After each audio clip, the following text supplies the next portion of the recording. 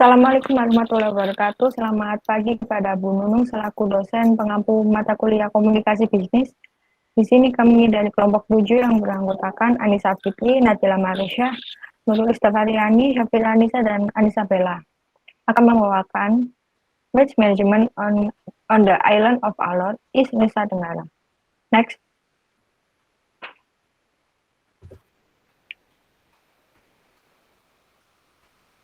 Waste management atau pengelolaan sampah adalah suatu metode atau cara atau sistem penanganan terhadap sampah atau limbah dari gedung atau kantor dengan mengutamakan kaidah-kaidah safety, healthy, dan environment. Alor adalah sebuah pulau yang terletak di ujung timur Kepulauan Nusa Tenggara. Pulau Alor selain memiliki keindahan alam yang dapat dilihat secara langsung di daratan dan di pantai, juga memiliki keindahan alam di bawah laut berupa ikan-ikan langka dan indah serta karang dan tumbuhan laut yang begitu mempesona. Ada 18 titik selam dengan keindahan alam yang disebut Karuna Dive Sites at Alor. Tujuan berwisata adalah kebahagiaan dan kepuasan. Adanya pariwisata yang berkelanjutan menimbulkan ekonomi yang meningkat, kehidupan yang layak, lalu ada harmoni antara manusia dengan lingkungan. Namun, sampah menjadi top isu dalam industri pariwisata.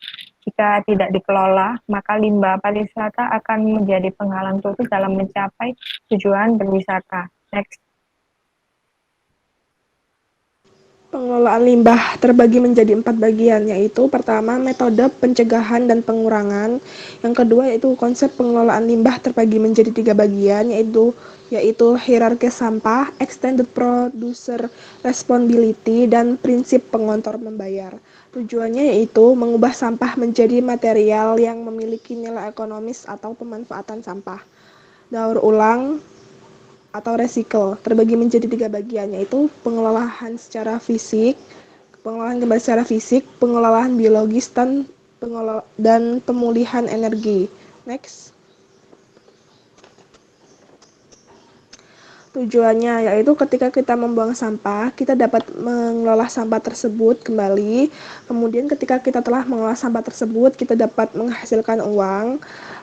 Kemudian kita dapat melakukan penghijauan dan dapat melestarikan penghijauan tersebut, gunanya itu agar tidak membahayakan bagi lingkungan kesehatan kita. Next.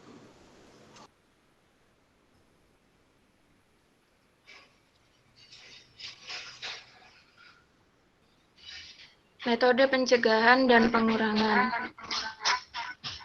Sebuah metode yang penting dari pengelolaan sampah adalah pencegahan zat sampah terbentuk atau dikenal juga dengan pencegahan sampah.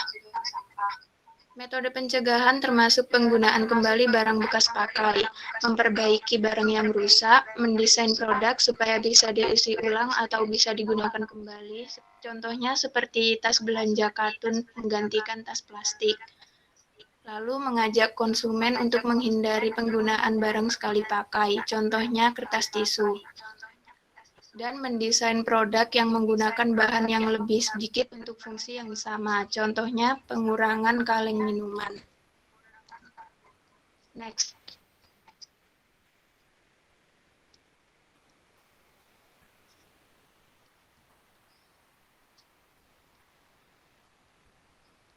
Konsep pengelolaan limbah.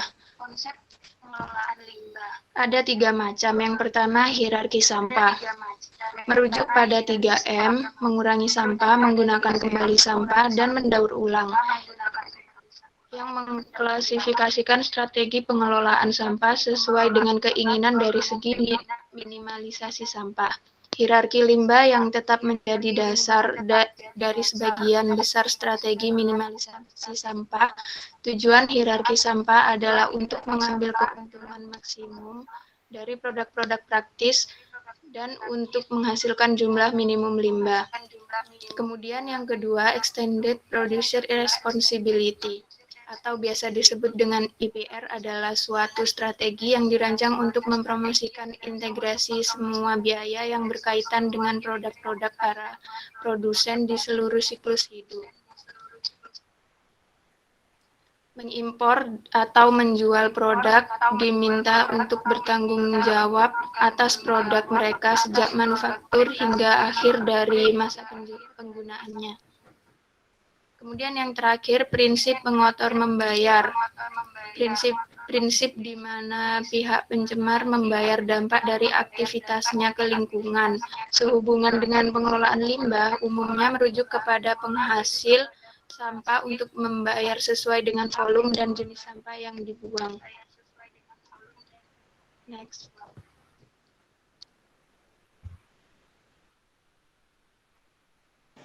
Daur ulang terbagi menjadi tiga. Yang pertama, pemulihan energi.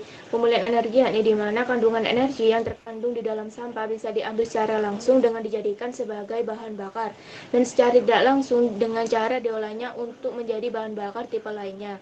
Yang kedua, pengolahan biologis. Pengolahan biologis yakni material yang berasal dari sampah organik dan sampah anorganik yang bisa diolah dengan menggunakan proses biologis dengan dijadikannya sebagai bahan kompos, dan untuk hasilnya sendiri bisa digunakan sebagai pupuk atau gas metana yang bisa digunakan sebagai pembangkit tenaga listrik. Dan yang ketiga, pengolahan kembali secara fisik. Di dalam metode ini adalah aktivitas paling populer dari daur ulang, yaitu dengan mengumpulkan dan menggunakan kembali sampah yang telah didaur ulang. Dan sampah yang bisa dikumpulkan adalah kaleng minuman dari aluminium, kalengan baja makanan atau minum, dan botol kaca. Dan sampah jenis plastik pun juga bisa dan sampah jenis bahan plastik pun bisa didaur ulang kembali. Next. Dampak pencemaran terbagi menjadi 4. Yang pertama, industri dan pariwisata.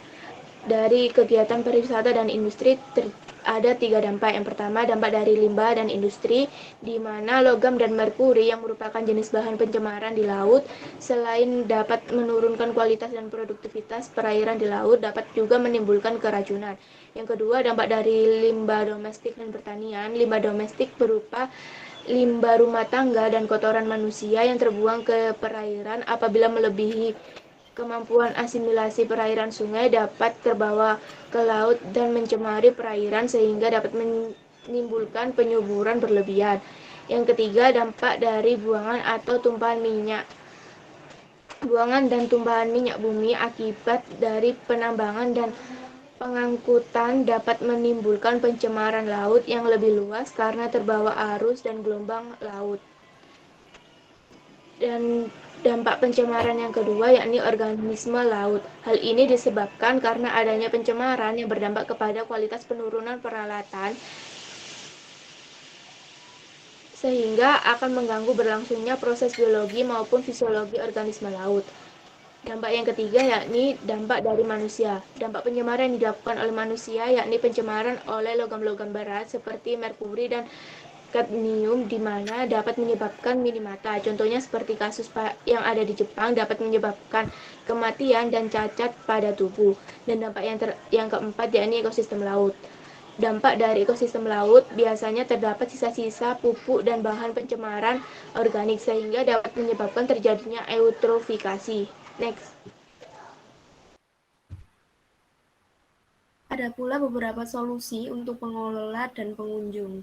Bagi pengelola, menyediakan fasilitas kebersihan sesuai dengan standar yang ditentukan oleh otoritas atau pemerintah, mampu mengelola limbah sesuai kategorinya atau bekerja sama dengan perusahaan pengelola limbah, membuat peraturan tertulis tentang kebersihan yang disepakati oleh warga sekitar, dan juga memberi konsekuensi bagi pelanggar sesuai dengan yang telah disepakati, dan membatasi jumlah pengunjung agar menekan volume limbah yang dihasilkan.